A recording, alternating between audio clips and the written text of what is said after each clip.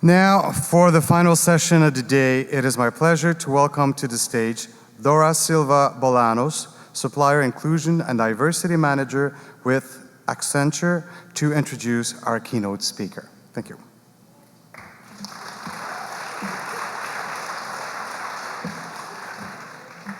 Woohoo! Thank you, Richard.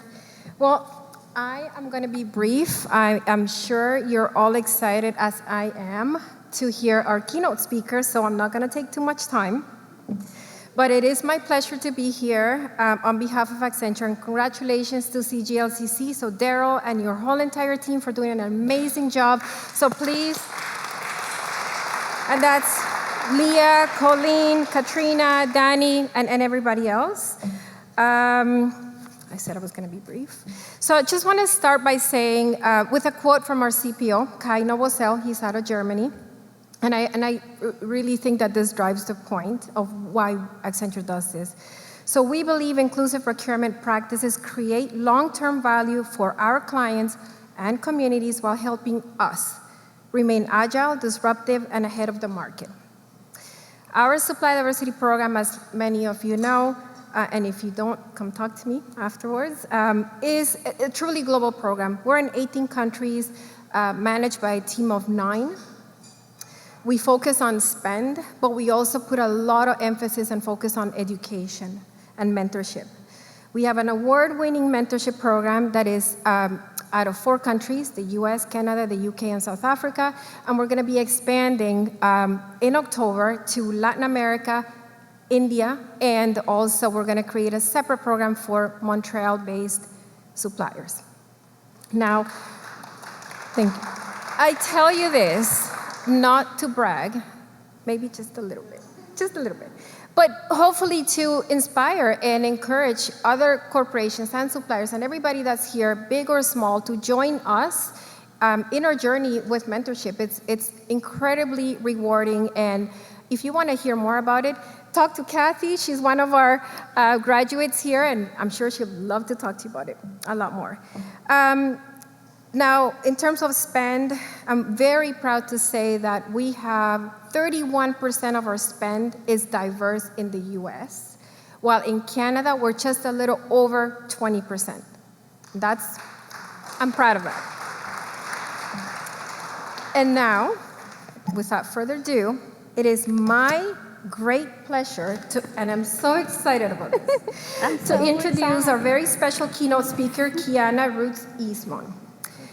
rookz is an award-winning and truly groundbreaking entrepreneur. She's the founder of SANDBOX Studios, one of the most successful urban music artist development and recording facilities of its kind, working with world-renowned artists such as Cardi B.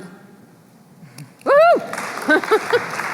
Now, this is not on the script, but when I told my kids this, and my nieces, let's just say they love me a little bit more.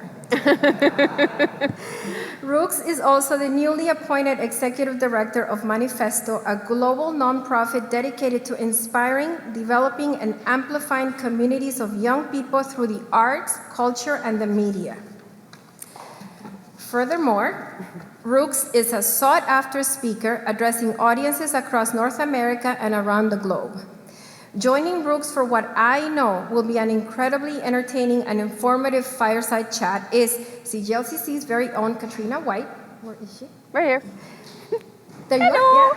Yeah. Katrina is also an entrepreneur in her own right, helping startups with to multi-million-dollar global entrepreneurs achieve their audacious goals.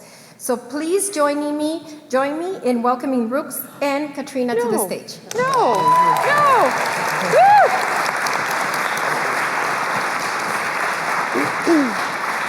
Hello. Am I? Hello. Are we on? Am I on right now? I want to give you some love. Let's take a minute and stand up. Can we all stand up for a second? Please. So This is very different for me. This is not usually my typical audience. So I just want to make sure I warm you guys up and get ready for a conversation. This is really dope. I'm excited to be here, but I wanted to make sure you felt the energy. And so if you could give me some energy, that would be amazing. So I want you to stretch out your hands. Woo! Stretch them out. You know, like at your favorite concert, trying to touch Beyonce. Yeah. I'm Beyonce in this analogy right here. And We are not worthy. Give me some love, and then clap for yourselves for sitting through this day and waiting for me, because I appreciate it.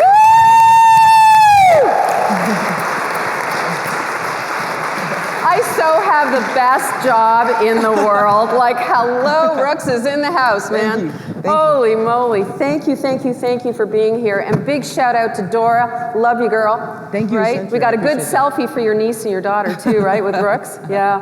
Because it is unbelievable what you have done. Thank you. And you're not even 40. Like, it's Don't worry, just 40 is the new 20. 40 is, thank you, that makes me so much younger. All right, love you even more. So this whole unstoppable theme, all right? So when the amazing team at CGLCC came up with this unstoppable theme, it was exactly the same time that I saw you speak at Venture. Yes. And it was like, well, there she is. There's someone who absolutely personifies what that's all about. And then when Daryl, the gorgeous Daryl, came up with the theme for this keynote of breaking barriers, it was like, okay, there is no greater story I've heard so far, right? Especially urban music industry, woman of color, woman in the tribe. Queer. I mean, it just gets bigger and bigger and bigger and bigger. Yeah. So, enough of me. Let's talk about, and we're doing a free-for-all, by the way. We're just gonna jam back and forth and have some fun. I was actually asked to do a keynote, and I think they're incredibly boring. Okay? I've done them. Yeah, but you're not boring. I've done them before, and you're just looking at people. People are looking at you. You're looking back at them. So I didn't want to do the staring contest thing. I really wanted us to have a conversation. And so please, at any point in time, if you feel like you have anything to say, put your hand up, and let's really have a discussion in here. Yeah, because I thought you were going to do this solo, and then we met, and it's like, well, you know, if you want to come up, Join and me, it's like, oh, okay. Because you look fabulous. So, Oh, thanks. So do you. I'm loving this suit, by the way. This is rocking. There was a shout out to Nike, or no? This is Alexander McQueen. Oh, that's Yeah. I heard it was the Chamber of Commerce, so I had Ooh, well, excuse me. Okay, so let's get down and dirty. Okay. How did it all start? Talk about the beginning of your journey from your family and what happened. I don't want to preface. Yeah, well, you know, I think one of the best parts of being here is that, you know, being queer is a really big part of my identity for the fact that it set me on a particular course of life. When I came out at 14, my family didn't respond to it very well, and I was on my own from 14 and homeless for a few years, and really trying to like situate myself and my identity and trying to figure out who I was in the world while also trying to live in the world, right? And so I took a lot of precarious jobs and just did a lot of random things. I was pretty successful in the underground economy, of which there are no numbers for here. There are no charts. And we'll keep it that way. And so I was fairly successful in that space, and while I was there, I realized that I really wanted to do different things, and kind of started doing security randomly, super randomly. My friend was like, I'm doing security tonight, you want to join? And back in the day before you needed to be certified, you can make like $600 in like 2 hours doing security. Yeah, so I was like, okay, you know what? I'm going to do this. FYI. Yeah, right? Now that's minimum wage stuff. okay. You know, the government got involved. Right. No disrespect to the government, but No, we're sorry. We love it. and then, I just started, and then I saw like Tory Lanez perform for the first time, and a lot of Canada's big artists perform for the Johnny Rocks. Drake would come there. A lot of people would come to like this really small establishment, and you know, as serendipity would have it, around the same time, a childhood friend had opened up a recording studio. So I just started really like being the conduit of building this relationship for him with artists. And yeah, he was like, yo, you're so good at this. And I was like, I just tell people to come here. Like, that's not hard, you know? And he's like, no, like, you're really good at networking. You should be a music manager. And so I was like, I don't know what that is, but it sounds really important. And And you needed a job. Yeah, at the time I was like a high school dropout. Yeah. You know, I didn't really have a lot going for myself, so I was like, you know, I'm gonna try this management thing, you know. And so at the time I was sitting on a few boards, from federal boards to, you know, board. I was on the East Metro Youth Services Board. I was on the Nuclear Waste Management Organization of Canada's board. I was sitting on like United Way's board and Youth Challenge Fund and doing a bunch of different things in community in that way. And so I decided to use my connections there to really build this artist a platform. And within 10 months, she was the biggest artist in Canada on 6 radio stations in Toronto, from adult contemporary all the way to urban, and then across the country, which was very rare for music in Canada to get across the country, but also very rare as an urban artist singing neo soul to really break records here in this space. Yeah. You know, I've always found that it really sucks that our Canadian talent has to go south or elsewhere to get any traction, right? To get any love, even from sponsors or anything like that. And what I love about you and your story is that you're completely redefining the urban music industry in Canada, but for globally. Yeah, 100%. Right?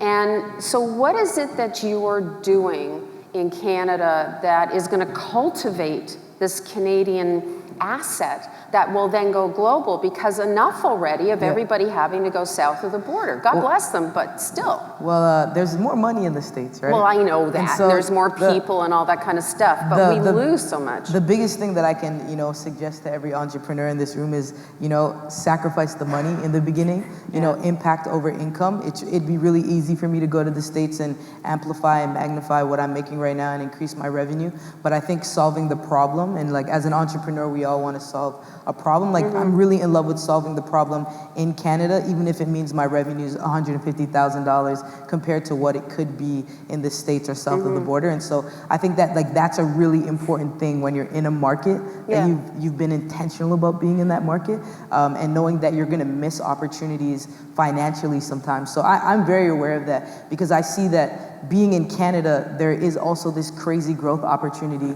from a business perspective, that you get to be, and I'm not too familiar with everybody's business in here, but you get to be the first of its kind. Right? Like if I can go to Atlanta, I can go to LA, and I can do amazing things, but I'm one of how many? But in Canada, I can be the first of its kind. And so, you know, that really was the motivation for opening up SANDBOX, was that I didn't know of any urban recording studios there. And so, yeah, we opened up, and then I just realized from myself through trial and error that there were so many business peripherals that an artist needed to sustain themselves in the Canadian market or in the global market, and that they also didn't exist. So starting with the recording studio, recognizing, well, there is nobody really focused on grant writing in this field, or there's nobody really focused on, you know, artist development from a strategic perspective. I love Canada, and I really love the granting system here. But one of the biggest things in urban music specifically is that a lot of the funding for grants comes from a very social impact space, rather than an actual economic development space for artists. And so it's not so much, you know, is this artist viable in its market and will it do well? It's like always from like this community is marginalized, so let's build a studio, right? And so I really wanted to move the conversation from that space into, let's actually look at these artists as like actual business investments. What are the ROIs? How are we gonna build them out? Let's build out their KPIs. And, you know, I was kind of the first person in that space. So people are like, KPIs? What are those? You know, like, you know, I can't tell you how many times I've broken down what a KPI is, like, you know? But like really just like trying to teach people in that market that without the business acumen, that it would be really difficult to sustain, right? And so I think the other piece of it as well is that, you know, in America, that makes it a little bit different why people go south of the border, and I think that talent is developed faster there, is that people want to know what their ROI is in the States. Right on. I'm gonna give you 5 cents. I want $5 million and nothing less, right? And so it's like the expectation is already so clear versus like, you know, sometimes through funding and grants, and, you know, in some ways because you didn't necessarily earn that, or there's no real attachment to the ROI, it can be challenging to pull the best out of of people sometimes, I think. And so that is a really big gap, I think, in the music industry here as well. When we have like, we have great organizations like Factor and, Radio Star Maker and, Ontario Arts Council and all these art councils that are developing or giving money to artists to self-develop. But I think that sometimes we forget in an industry, you don't know what you don't know. Yeah. And so it's really important to be at SANDBOX, and what we're doing is trying to make sure that you know what you need to know so you can do what you have to do. You found the most perfect niche because, back to my statement about having to go south of the borders, because it didn't exist here. Yeah. So you've created it. SANDBOX. We're creating it. Well, creating. Tell everybody. Okay, like she's like an icon in the industry, and you've only been doing this for how long? I've only seriously been doing this probably for like the last 6-7 years. Yeah. Blows me away. Thank Blows you. me away. So you're creating the foundation here in Canada. Yeah. I know you've worked with Drake and The Weeknd and Cardi B, and it's all just like, wow. Yeah. But your heart is really on these up-and-comers. And so you've created this foundational structure and all the love and all the services and the lawyers, like whatever they need in order to cultivate them here so they can go global, right? Yeah, 100%. I think that, and like I said, like it's at Ventura, I don't know if anyone's here from Ventura. I think, shout out Ventura. I think one of the really cool pieces about like being there and being here is that, regardless of like our experience of like, being in this space as queer, like we have a shared lived experience, right? Of wanting to make sure that we have space for ourselves and safe space for ourselves. And that's kind of like my commitment to the artists in Canada that are in urban, is like creating also like safe space for them because of my own experiences of not having the right tools or resources or supports. And so, I'm not in love with the celebrity. I think the celebrity has the thing that it needs. I'm really in love with the people who don't have supports, and like, how can I make sure that we're giving them that? Because the music industry is a really ugly place, It's a place with no laws, and it's really easy to be taken advantage of. And I just want to make sure that we're educating people at a level that they can make smart decisions so that they're not taken advantage of. So it's such a insidious business, isn't it? Very, very, very, very, very. Especially in Canada. And like I'm pretty sure that's consistent in a lot of industries, that you go into one space and you see someone, and then you go into another space and you see them again. And you go because once somebody's kind of figured it out, I think in this particular space, they know how to navigate. And it becomes a lot easier to replicate success. Right. And so us figuring out how do we share the story, and I feel like that's the point of this conference, is like, how do we share the story of success so that other people can then replicate it? Right on. Right? Absolutely. So that's SANDBOX. Now, MANIFESTO. Yes. Which is another heart-centered, soul-based, oh my goodness, and I had the pleasure of visiting your new location. Yes. Wow, it's pretty sexy. So actually, shameless plug, just purchased a property for MANIFESTO, which is gorgeous. the organization I'm the ED of. If anybody would like to have a conversation with me after this chat. About Raising money. 100%. Yeah, no. When I went to MANIFESTO, they predominantly focused on delivering a festival for the last 13 years. In the urban music scene. Okay. But definitely came in with a little bit of a different vision of like, what is the gap now? And I think the gap, I think Canada, people forget Toronto's young. It's a young city, and we're competing globally. We have a lot of global attention right now. And so for me, it was really like, what are the business pieces that are missing in that urban space so that we can create more people that can go out and actually keep talent here or build talent here so that we can actually create more money. Like that for me is like definitely something that I think is missing from the conversation sometimes, is like we can have all of these really, passionate pieces that we want to carry out, but like what's the economic sustainability, especially in such a marginalized community like urban music in here in Canada? Well, it's another entrepreneurial incubator, right? Yeah, for but sure. it's just in the music and arts. So we're literally just focused on how do we create employment opportunities by teaching young people from between 16 and 29 how to do these different kinds of roles and different kinds of jobs. So maybe they don't even just work in music, but are they able to work with Festival for Us and then do sound here or do different things all over? So it's really about like, here are the transferable skills that will allow you to work in this industry. And I think that developing transferable skills is an incredibly important part of the work that we need to be doing in urban music, because it's not just about the artists that you like or the music that you like, it's can you actually take your skill and apply it in as many ways as possible. Yeah, and as an entrepreneur, and then you're looking at, let's just go back to the music scene for a sec. A lot of people with a craft like music don't necessarily have the business acumen, right? And you hear countless stories for many, many generations about them getting screwed over by their agents and what have you, right? Yeah, 100%. You know, the agents are making millions and they're like struggling. So are you also about helping this industry as a whole to understand the business prowess behind becoming whatever they want to become, whether it's a global superstar or a local? Yeah, well, I think education changes everything, right? And so, you know, when you hear like, we made has anyone seen Searching for Sugarman? Like, I love that doc. Oh yeah, you saw it? Okay, dope. Did you read the contract? Like, you know, like most artists are like, I got so screwed over. And I'm like, no. Did you read it? Nah, they gave me a bottle of champagne and a pen. And I'm like, well, there you go. You know, I think that like, people feeling more empowered to be a part of a conversation really changes the way they enter into the conversation. And so we're really focused on providing the information. So even if I meet somebody in this room right now, I'm gonna go back to my community and I'm gonna share that information with them so that they can feel empowered to use it. Because like I said, like one of the biggest things I've learned in my career is that I actually don't know the things that I don't know. So like when I sit down with you or I sit down with other people, and then you bring things up, like I never heard of Accenture before, you know? Shout out Accenture though. Thank you for, but I never heard of them before you, right? Well, now you do. Now I do, now I know. And like, New I think, BFFs. Exactly, and I think it's really important that I'm making sure like for my industry that we're constantly expanding our reach as well, because I think like when it comes to business and music here in Canada, people don't really see the business in music.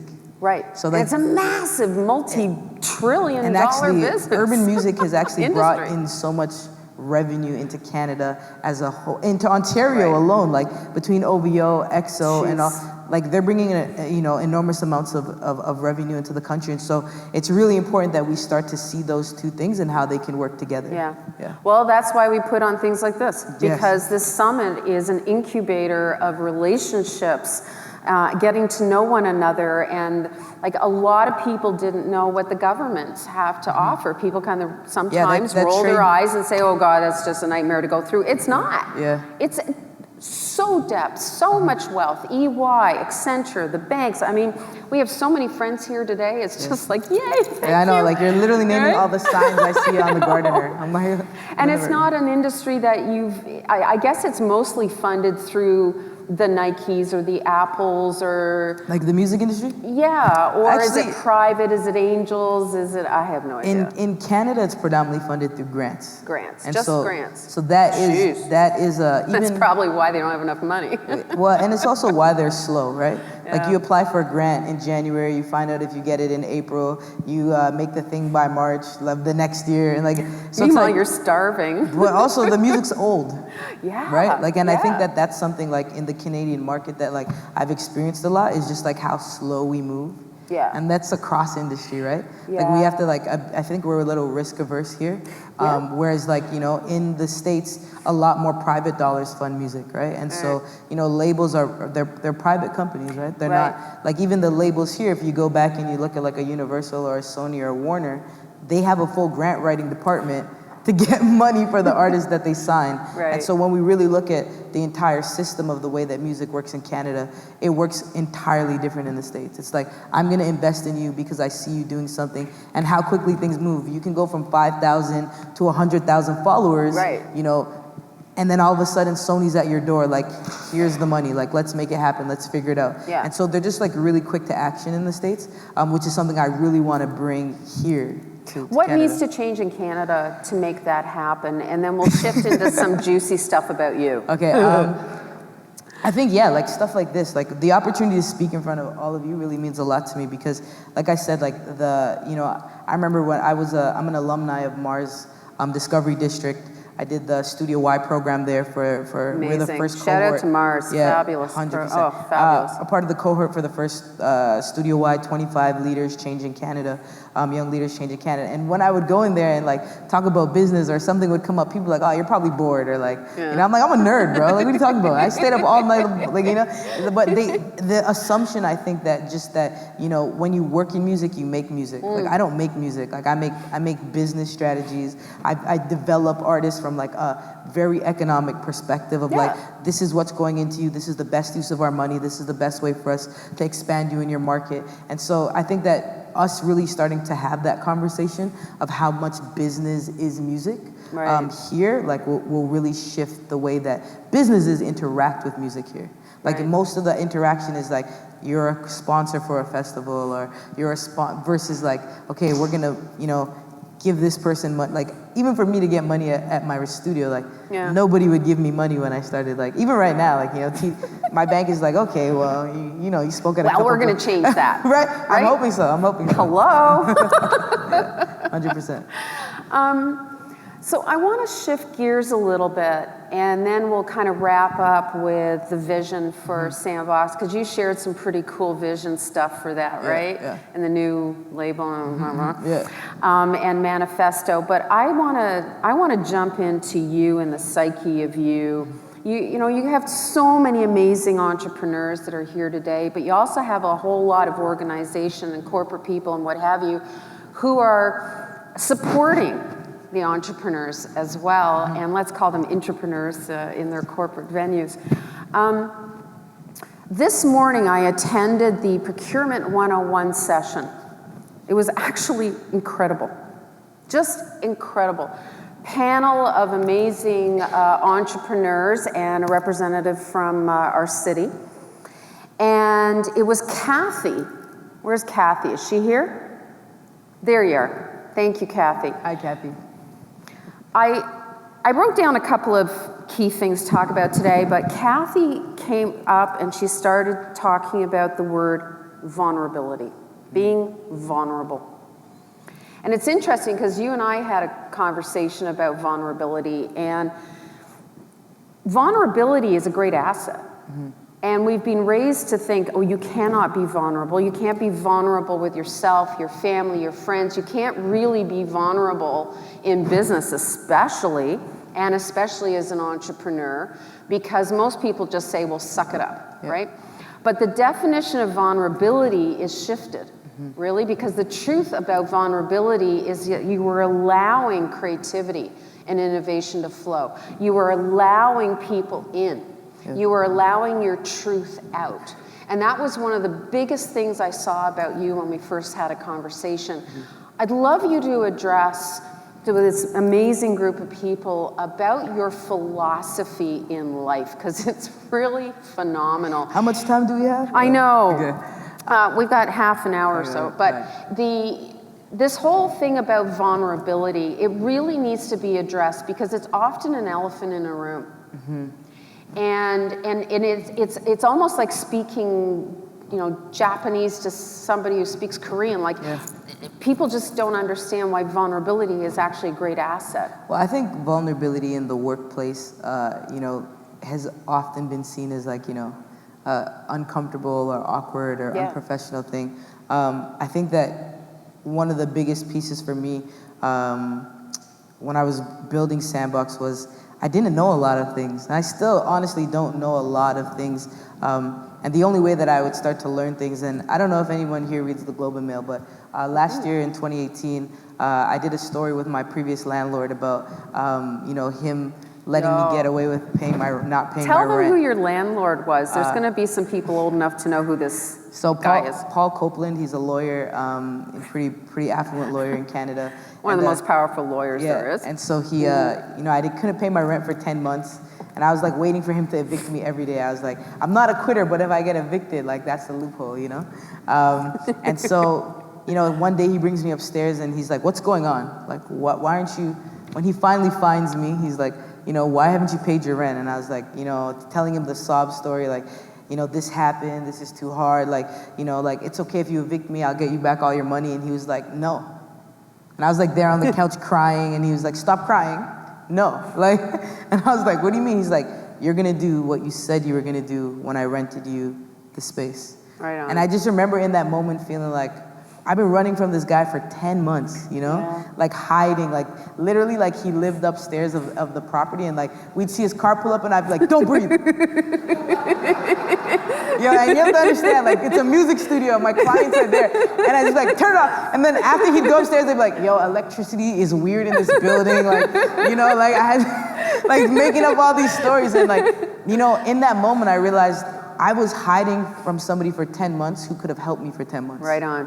And in that moment, I was like, you know what? Moving forward, I will never pretend to know more than I do. I'll never pretend to be stronger than I am.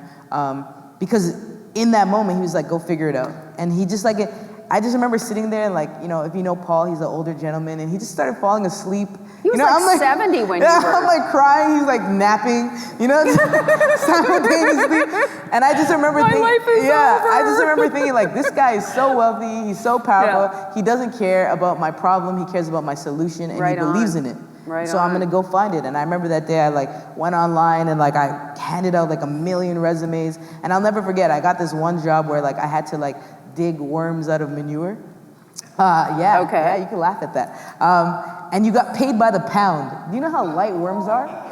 Worms are like air, people. They're like air, okay? That's a lot of worms. That's a lot of worms, okay? So, you know. That's a lot of manure. But I just wanted, I was literally in the shit, you know? Just thinking You that. were. But I just wanted so badly to pay him back because he believed in me so much. And that it struck a piece of honesty with me. Like, I think we talk about it as vulnerability, but it's the honesty.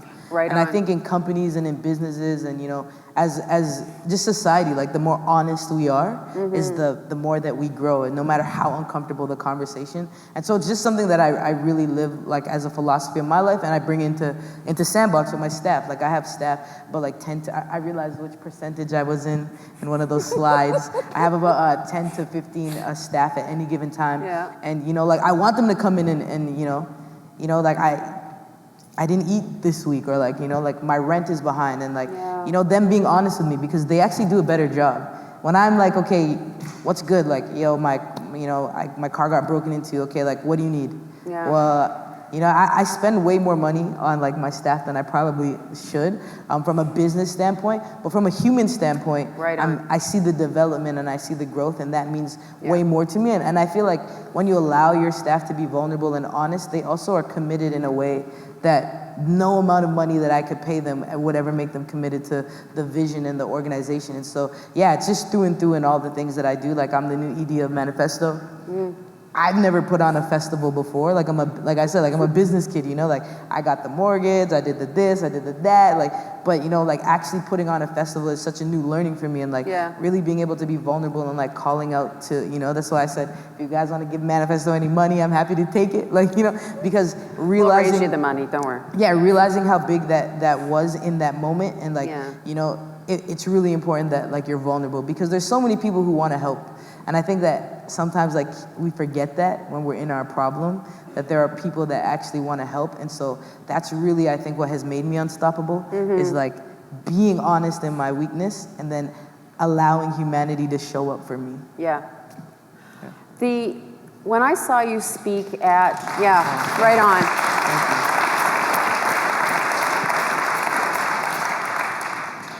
I keep popping in and seeing you at all these wonderful things. It's such a joy, because Globe and Mail put on a small business summit, what was it, a couple of weeks ago? Yeah. It was really, really good.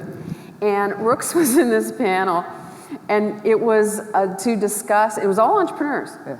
And I was actually floored by some of the responses, but that's okay. I pass no judgment.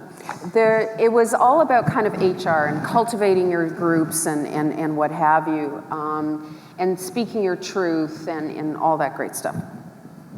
And everybody spoke, everybody has their own point of view, and it works for them and their business. Like that guy with his 1,000 employees, you know, puts them in boxes and quadrants, and they have numbers and quotas and okay. He does a 5-hour interview. He does a 5-hour interview, but it's all tick the box of, but anyway, if it works for him, God bless. Pass no judgment.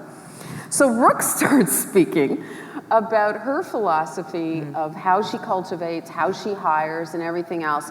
And at the end of it, everybody was going nuts, applauding you and everything else. And I'm not raising this because of the accolades. I'm raising this about the truth of humanity in a business, whether you're a $1 trillion business or you're an early stage startup. How you present yourself and your truth and how you work with other people and cultivate them and get the best out of them has nothing to do with putting somebody in a quadrant, right?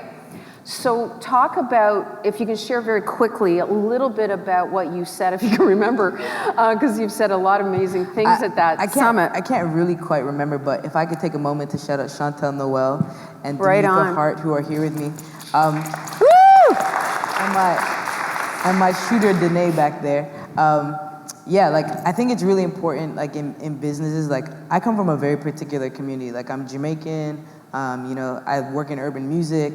A lot of the young people that I work with come from, like, you know, different socioeconomic backgrounds. And I think it's really important that, you know, you allow people to do what they do really well, you know? So if I hire somebody at, like, SANDBOX to, I don't know, send emails, and they're like messing up over and over again, my question always is, why, like, what do you want to do? Like, and so now I just have this kind of philosophy, like, people who want to work at SANDBOX, like, what do you want to do? Like, you know, I don't really necessarily, of course I know the roles and things that we need to get done, but it's so interesting to me, like, how when you let people do what they want to do and their strengths and you allow them to cultivate that in a workspace, how much they expand and grow the vision of your organization. Right on. Because they're doing things I wouldn't even have thought to do because it's not what I'm good at.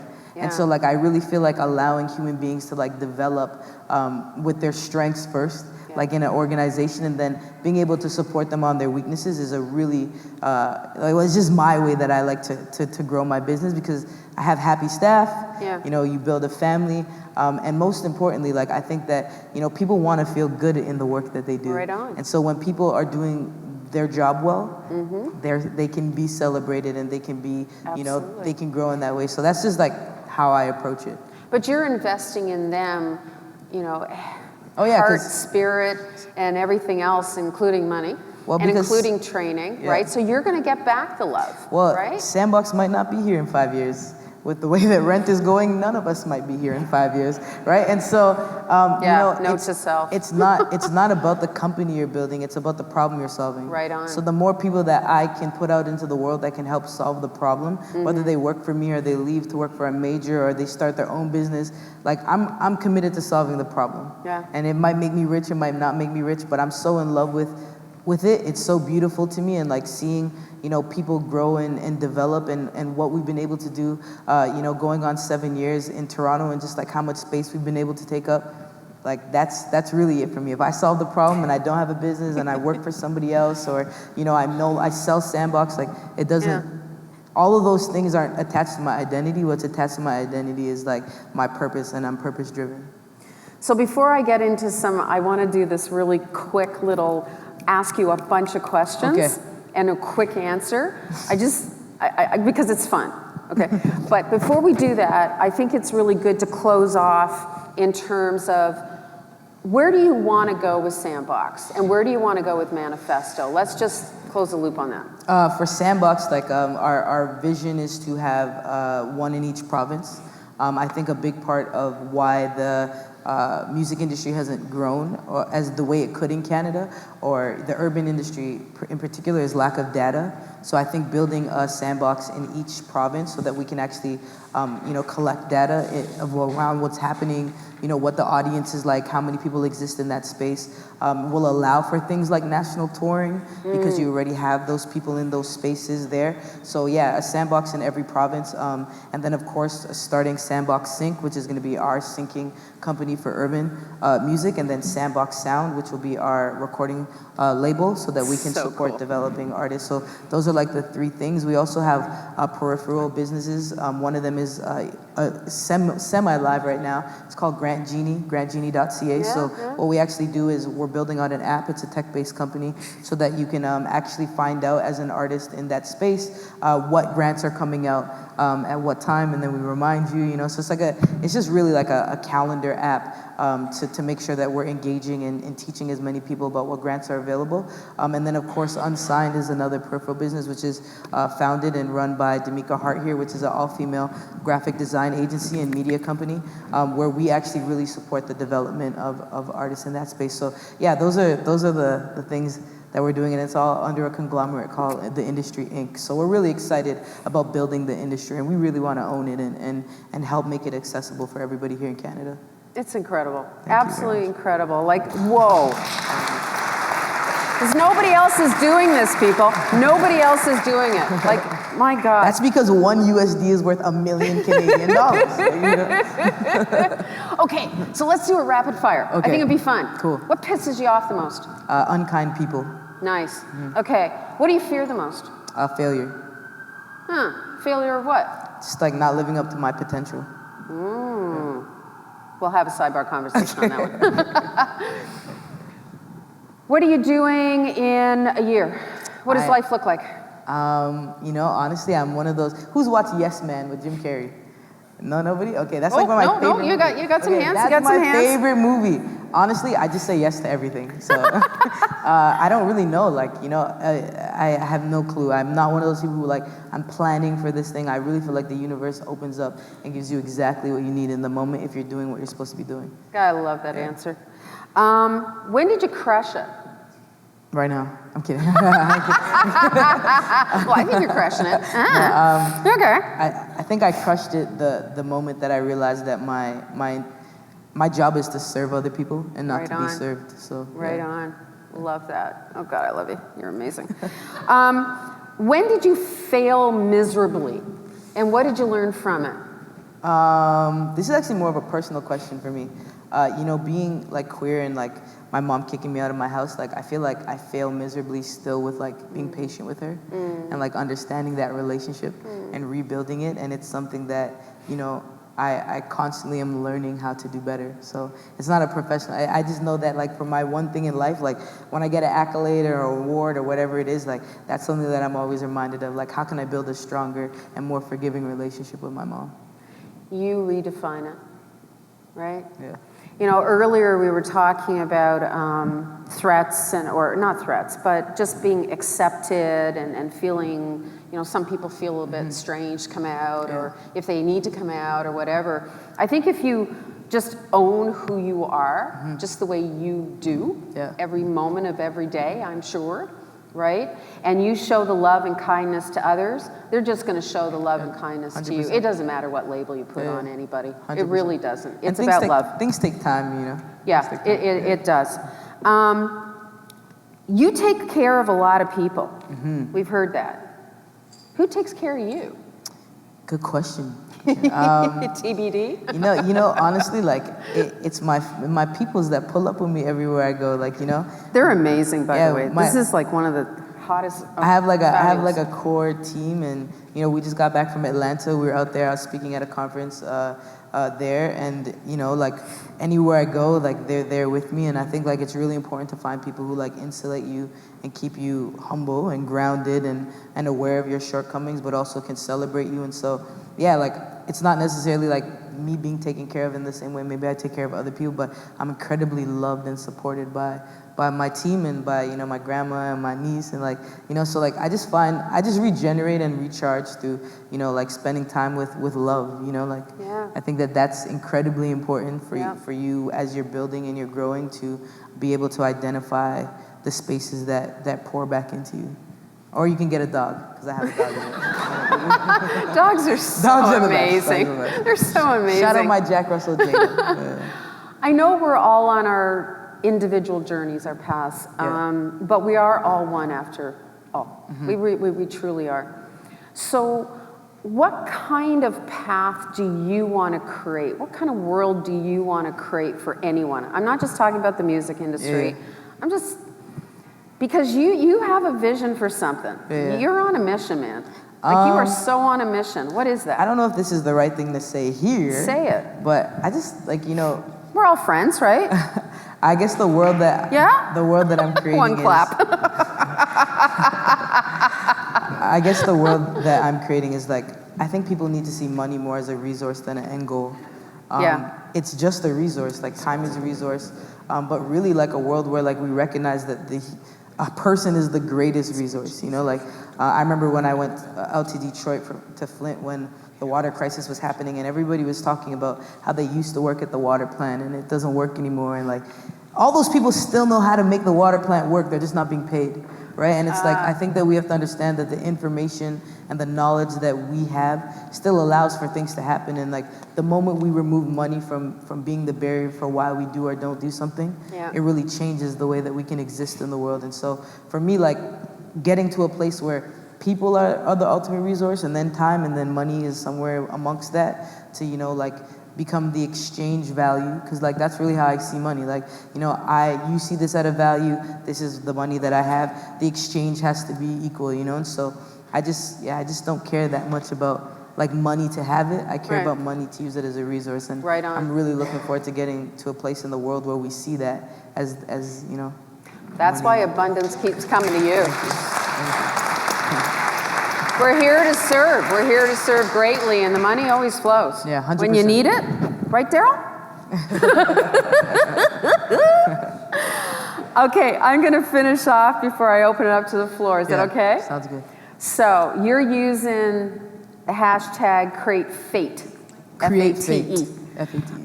Or Create Fate Tour. I saw that. I'm on the Create Fate tour right now. Yeah, okay. Explain what that is, because it's a part of who you are and your whole mission going forward. You know, when I dropped out of high school, I'm the first person in my family to not get a degree.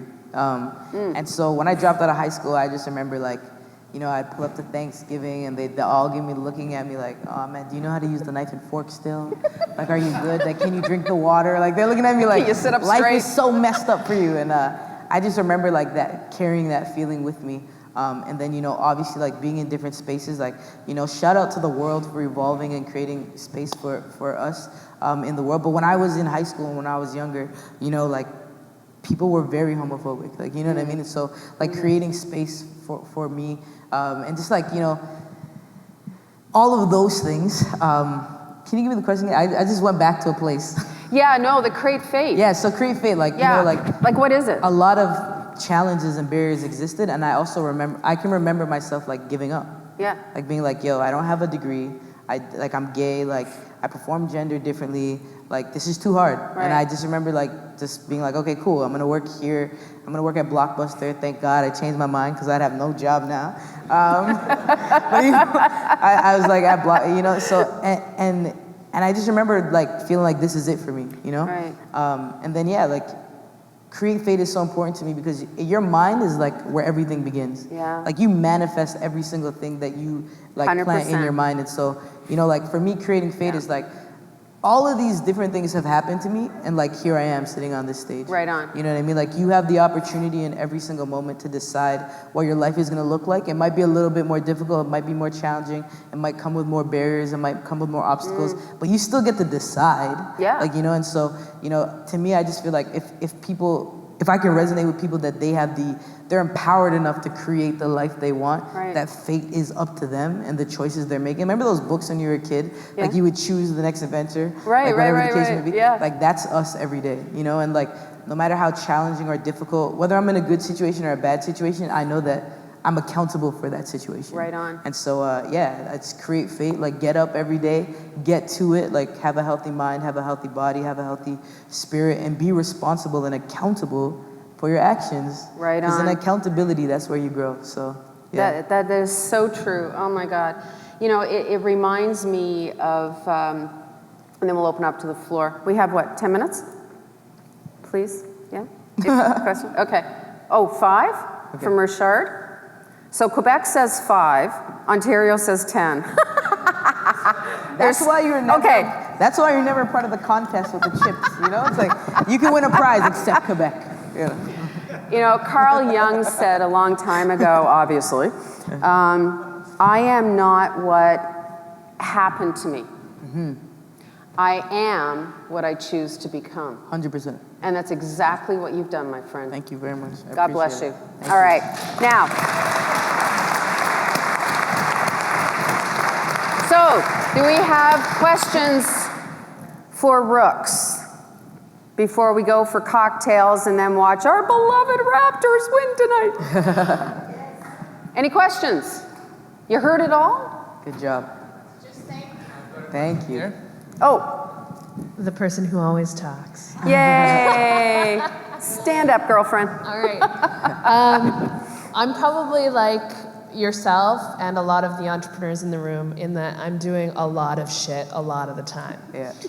And I also believe that we need to keep the door open and pull people out. Yeah. So how do you prioritize your time, and how do you make sure that you are looking out for the folks around you, Yeah. while also prioritizing your time with all this other shit that you're trying to do?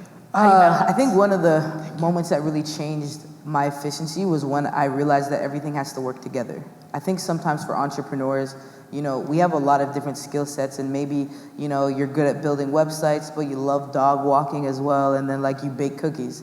You're gonna have a very challenging time dividing your energy. But when I'm doing Manifesto's job, I'm simultaneously doing SANDBOX's job, because being a better executive director at Manifesto means that I'm gonna become a better leader at SANDBOX. And by doing both of those things, I've made sure that they're both things that help me pour into the generation behind me, or young people, right? And so I think you can do multiple things as long as they work together. They have to be collaborative efforts. They have to be collaborative businesses where when, you know, like you pour into one thing, it's just a domino effect of those things going around. So, you know, I always tell people, like, you're one pot of energy, you're 100%, and like how you break up that percentage, like you can't divide yourself into a pie. It has to be a continual flow. And so, yeah, everything I do has to work together. If I get an opportunity right now, and it comes up all the time, like people offer me jobs all the time where like, oh, you should be on this, or you should do this, and it's like, that makes sense, but it doesn't work with my KPIs, right? Like, stick to my KPIs and I'm good to go. And so I think it's really clear that like you have to have like a really clear vision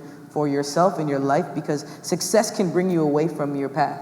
And I think that people forget that. Like, it can actually move you away from your intention. So you have to be like so committed to your intentionality about what you're doing, because success is not always the win. Sometimes taking a loss sets you up for the win. So, you know, yeah. Cool. Great question. Thanks. Thank you. Dope. Anybody else? Hello. Hi. Hello. I have a comment and a question.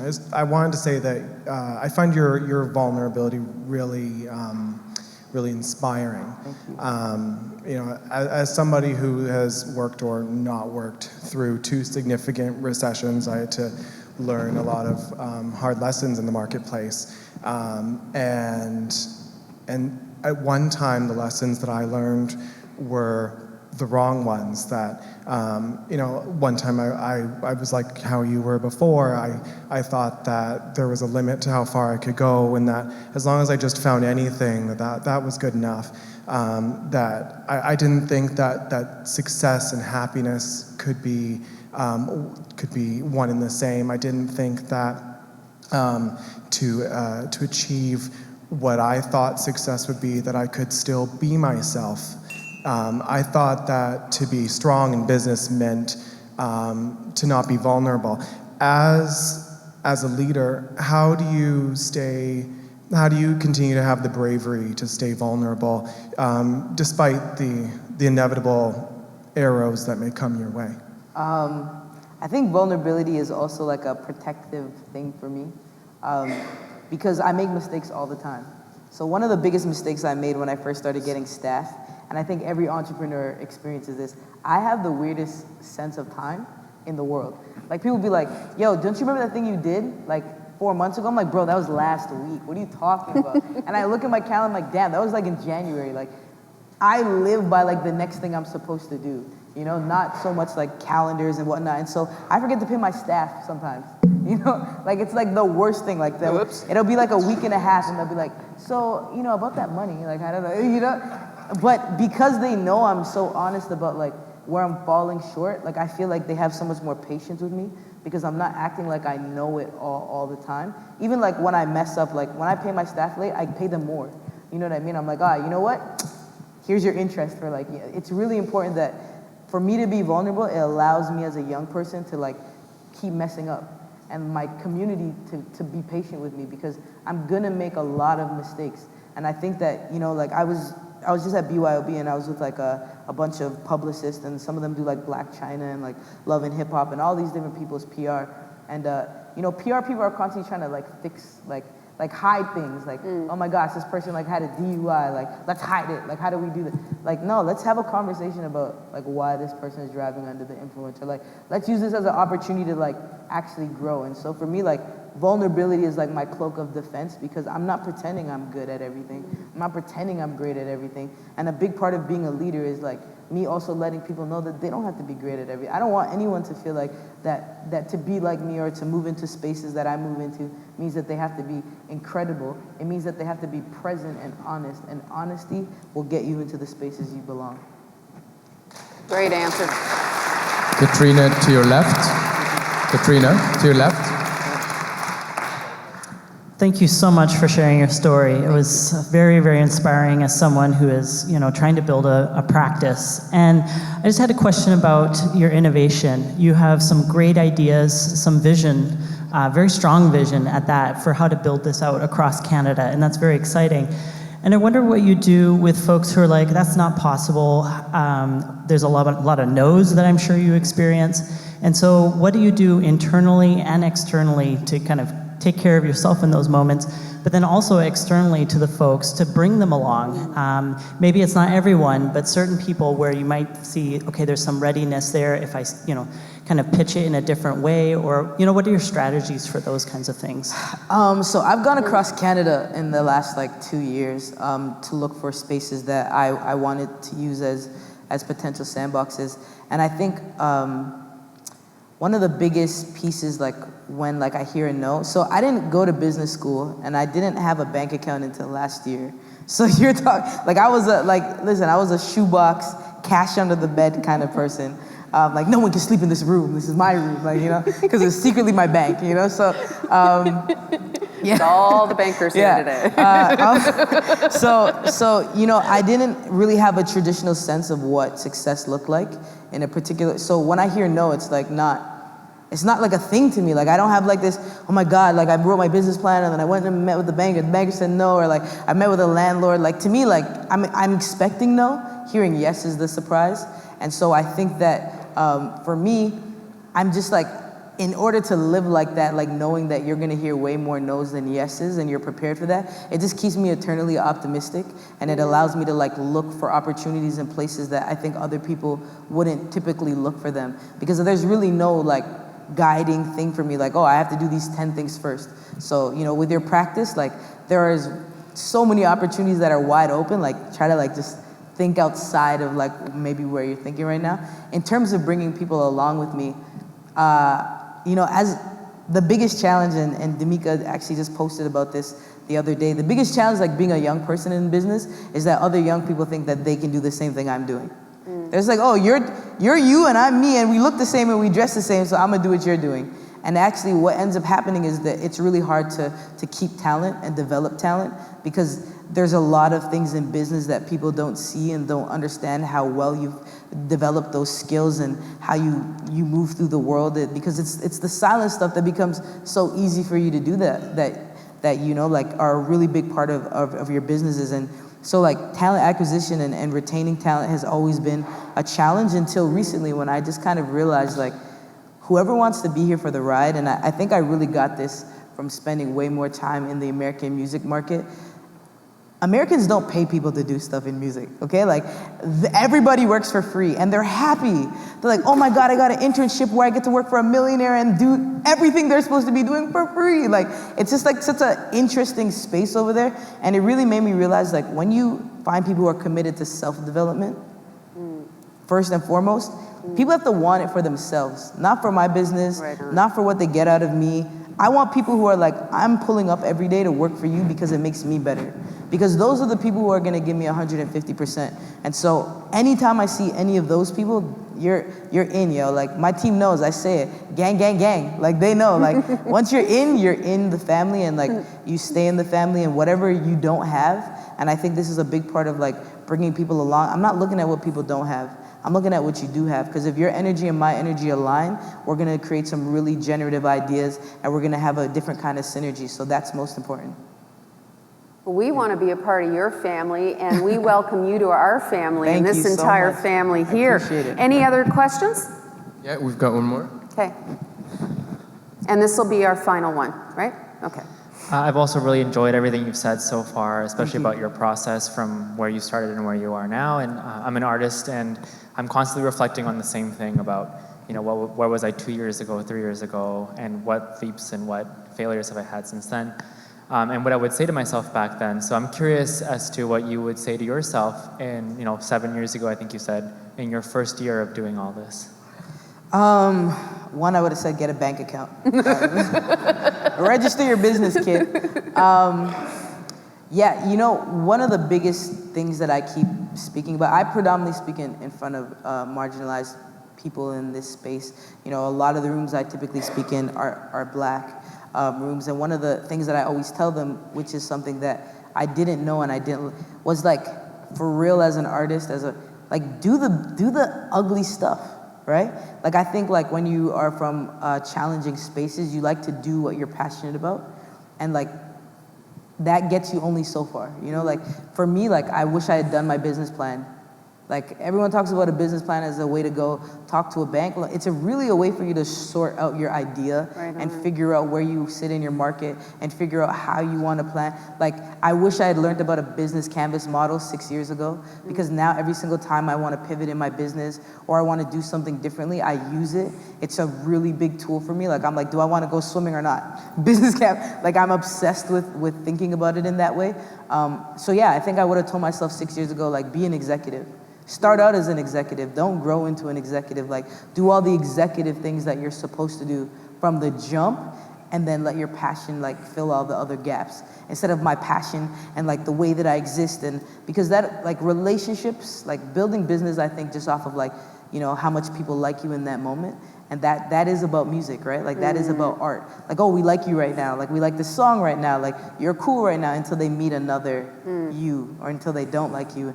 And so when you actually have a business plan and strategy in place, it allows you to go through those ebbs and flows, because you're going to. It's business. That's how it works. Your market's changing. So write a business plan, even for yourself as an artist. It'll really, really, really change the way that you see what you're doing. It'll give you really clear goals that you want to achieve, and it'll really allow you to see who else is doing it well and where the opportunities are for you. And a SWOT analysis, of course. Basic stuff.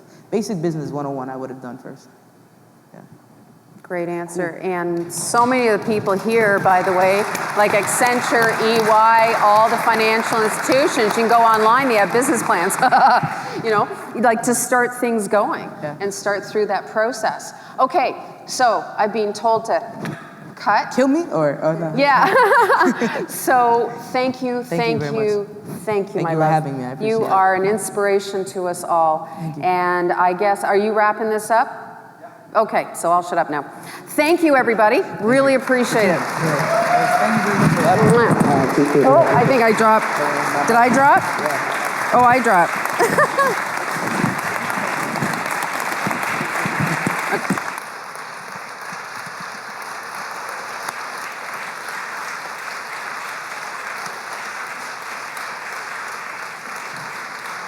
Shout out to you. Shout out to rookz.